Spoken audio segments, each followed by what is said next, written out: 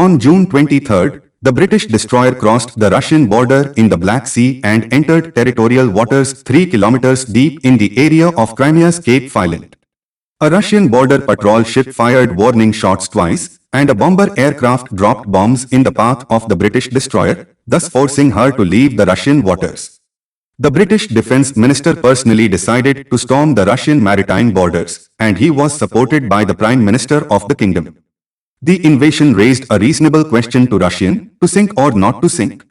Every ship constitutes sovereign property of its state, and any attack on any ship means war, whether we like it or not. Russia and the West are currently much closer to war than they were during the times of the Cuban Missile Crisis, when it seemed that the war was inevitable. The Soviets were ordered to stop in time, whereas the Americans were ordered not to provoke. The world could live on those agreements for 60 years. When HMS Defender of the Royal Navy of the UK travelled from Ukraine to Georgia through the Russian territorial waters near Sevastopol, Great Britain deliberately invaded the Russian territory. The Russians sent warning messages to the British crew, and when they remained unanswered, they opened warning shots on the ship. Obviously, the British did not want to start a fight with Type 45 destroyer with a displacement of more than 8,000 tons. It also seems obvious that the British did not even assume that the Russians would dare to sink them. No matter what the motives of the British ship were, the crew of the British naval destroyer entered the Russian territorial waters being fully prepared for real combat action.